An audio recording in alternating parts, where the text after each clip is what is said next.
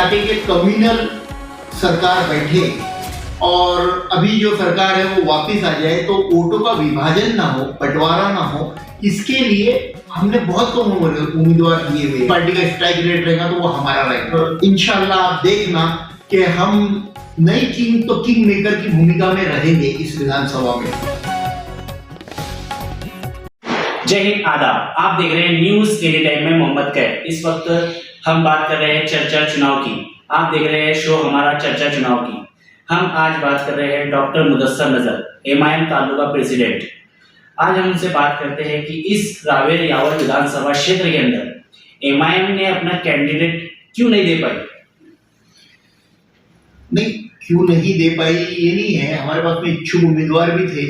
यहाँ से हमारे क्षेत्र से 3-4 इच्छुक उम्मीदवार थे और बहुत अच्छे थे, स्ट्रॉन्ग उम्मीदवार हमारे पास में आए टिकट मांगने के लिए। लेकिन जैसे कि आप देख रहे हैं कि पूरे महाराष्ट्र में हम 5% सीटों से भी कम पर लड़ाई लड़ रहे हैं। उसकी वजह ये है कि यहाँ पर हम नहीं चाहते कि कम्युनल सरकार बैठे और अभी जो सरकार है वो वापस आ जाए, तो वोटों का विभाजन ना हो, बंटवारा ना हो, इसके लिए हमने बहुत कम उम्मीदवार दिए हुए। और जो हमारा स्ट्राइक रेट रहने वाला है पूरे महाराष्ट्र में, आप देख लेना कि सबसे ज्यादा अगर किसी पार्टी का स्ट्राइक रेट रहेगा तो वो हमारा रहेगा।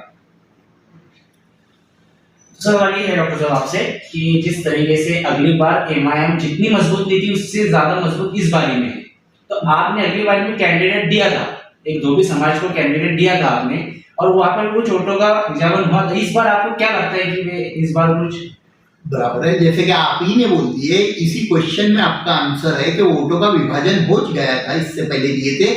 उसी चीज को रोकने के लिए एमआईएम बहुत स्ट्रॉन्ग पार्टी हो चुकी है और इंशाल्लाह आप देखना कि हम नई किंग तो किंग मेकर की भूमिका में रहेंगे इस विधानसभा में, क्योंकि हमारे एमएलए बहुत ज्यादा इस बार जाने वाले। ज्यादा से मेरा तात्पर्य ये है कि हमारा स्ट्राइक रेट बहुत ज्यादा रहने वाला है और मुझे नहीं लगता कि किसी को क्लियर कट बहुमत यहाँ पर मिलेगा, तो बिल्कुल सरकार बनाने के लिए हमारी जरूरत पड़ने वाली है। जिस तरीके से डॉक्टर साहब मैं आपसे ये सवाल करूंगा कि यहाँ पर 60,000 के आसपास में मुस्लिम वोट है और तड़वी आदिवासी वोट 30,000 के आसपास है, टोटल वोट 90,000 है। और आप एमआईएम पार्टी जो है मुस्लिम वोटों की राजनीति करती है, जहां तक देखा जाए तो जिस तरीके से वोटों की मुस्लिम राजनीति हो रही है, तो उस तरीके से यहाँ पर एमआईएम की सीट निकलने के फुल चांसेस बताए जा रहे थे, मुस्लिम कैंडिडेट मजबूत मिलता है, तो इसको मद्देनजर रखते हुए एमआईएम कर सकती थी इलेक्शन। बिल्कुल सर, आपका जो पहले तो क्वेश्चन है मैं उसको थोड़ा सा करेक्ट कर दूं। एमआईएम मुस्लिम वोटों की राजनीति नहीं करते, हम विकास के नाम पर, है ना, और हर समाज हमसे जुड़ा हुआ है। ये सबसे बड़ा मिथ्य है, झूठ है कि एमआईएम बोले तो मुस्लिम। इससे पहले आप ही ने बोले कि हमने यहाँ से कैंडिडेट दिए थे धोबी समाज से, तो बहुत सारे समाज हमारे साथ में जुड़े हुए हैं। हमारे दलित भाई, हमारे बौद्ध समाज, बहुत सारे समाज हमारे साथ में जुड़े हुए, वंचित, पिछड़ा। तो एमआईएम मुसलमानों की राजनीति और सिर्फ मुसलमानों की पार्टी नहीं है। तो इस तरह यहाँ पर रिश्ता तो मुस्लिम वोटों से ही सीट निकल सकती है ना सर, तो मुस्लिम वोटों का भी सपोर्ट तो आपको पूरी तरीके से मिल सकता था ना। आप कैंडिडेट देने में क्यों नाकाम रहे एमआईएम पार्टी? मैंने सर आपको बोला कैंडिडेट देने में हम नाकाम नहीं रहे, हमारे पास कैंडिडेट थे।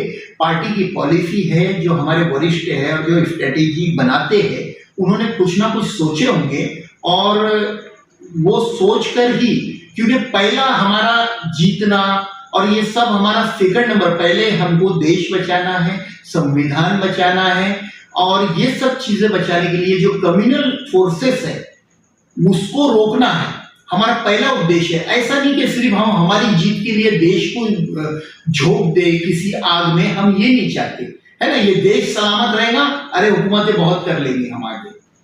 जैसे कि हमको यहाँ पर जनता के तरीके से या हमने हमारे फैजपुर शहर के माजी नगराध्यक्ष जो प्रभारी नगराध्यक्ष रह चुके हैं कुर्बान शेख, इन्होंने भी हमसे हमारे चैनल से माध्यम से बात करते हुए बताया था कि हमने एमआईएम की टिकट के लिए अपील की है और उनको टिकट नहीं मिल पाया, उन्होंने निर्दलीय उम्मीदवार का फॉर्म भर दिया।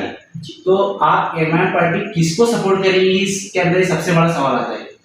बिल्कुल सही कहा आपने।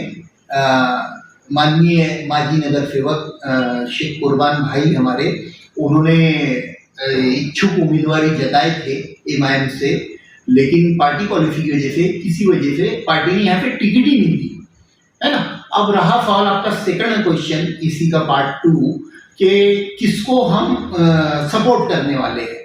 तो इसके लिए एमआईएम पार्टी एक बड़ी और स्ट्रॉन्ग पार्टी है इस एरिया में। हम यहाँ पर डायरेक्ट फैसला नहीं करते, ये जमहूरियत के तरीके से और बिल्कुल डेमोक्रेसी के तरीके से हम एक मीटिंग बुलाने वाले हैं। हमारे एमआईएम के जितने भी पदाधिकारी कार्यकर्ता, हमारे छोटे छोटे गांव में हमारी यूनिट कायम है, दोनों यावल रावेर तालुके में छोटे छोटे गांव में भी हमारी यूनिट है। उनको सबको बुलाएंगे, मीटिंग लेंगे, चर्चा लेंगे और उसमें से हम कोई भी सेकुलर कैंडिडेट, मैं रिपीट कर दूं अपनी बात को, कोई भी सेक्युलर कैंडिडेट जो साफ जहन का अच्छा कैंडिडेट हो, हम उसको बिल्कुल सपोर्ट करेंगे।